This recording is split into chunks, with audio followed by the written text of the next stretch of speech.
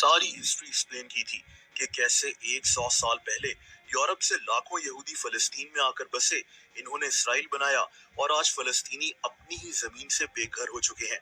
इस वीडियो में मैं आपको फलस्तीन के अब के हालात एक्सप्लेन करूंगा। गाजा क्या है, इसको दुनिया की सबसे बड़ी जेल क्यों कहा जाता है, इस वीडियो में जानते हैं। दोस्तों, गाजा इसराइल और इजिप्ट के दरमियान एक जमीन के हिस्से को कहते हैं। यहाँ फलस्तीनी रहते हैं। दूसरी जगह जहाँ फलस्तीनी रहते हैं उसे वेस्ट बैंक कहते हैं। गाजा वो जगह है जहाँ इस वक्त इसराइल दिन रात हमले कर रहा है। इस जगह 23 लाख फलस्तीनी आबाद हैं। ये जगह 140 स्क्वायर माइल्स पर फैली हुई है, जो 23 लाख लोगों के लिए बहुत छोटी है। यहाँ रहने वाले 23 लाख फलस्तीनियों में आधे लोग 19 साल से भी कम उम्र के हैं। गाजा के एक तरफ इसराइल है और एक तरफ इजिप्ट है। गाजा में रहने वाले फलस्तीनी इसराइल की इजाजत के बगैर ना तो इसराइल में जा सकते हैं और ना ही इजिप्ट में। इनको बड़ी मुश्किल से गाजा से बाहर निकलने की इजाजत दी जाती है।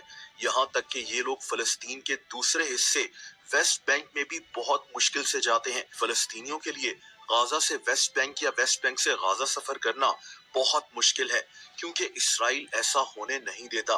इसकी वजह से दोनों हिस्सों में रहने वाले फलस्तीनी अपने रिश्तेदारों से भी नहीं मिल पाते। यानी गाजा से फलस्तीनी ना तो फलस्तीन के दूसरे इलाके वेस्ट बैंक जा सकते हैं, ना ही इजिप्ट जा सकते हैं और ना ही इसराइल। तो फिर ये लोग जाएं कहां? इसीलिए गाजा को 23 लाख लोगों की जेल कहा जाता है।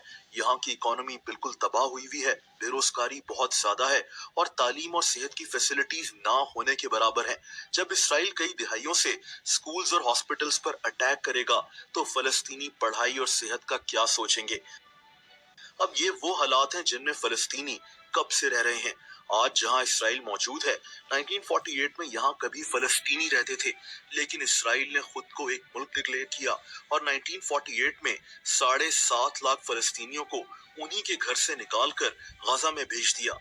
यानी आज जो लोग गाजा में रह रहे हैं, ये कभी इसराइल वाली जगह पर रहते थे, लेकिन इनकी जमीन पर कब्जा कर कर इन्हीं को वहां से निकाल कर उस जगह को इसराइल बना दिया गया। अब हालात ये है कि गाजा में इसराइल ने बिजली तक बंद कर दी है। खाना, पानी, फ्यूल वगैरह इसराइल ने हर चीज को ब्लॉक कर दिया है। अब डर ये पैदा हो रहा है कि फलस्तीनी भूख और प्यास से ही दम तोड़ना शुरू हो जाएंगे। दोस्तों, फलस्तीनियों की इमदाद करने का वाहिद रास्ता इजिप्ट से है, लेकिन इसराइल यहाँ से भी इमदाद को आने नहीं दे रहा।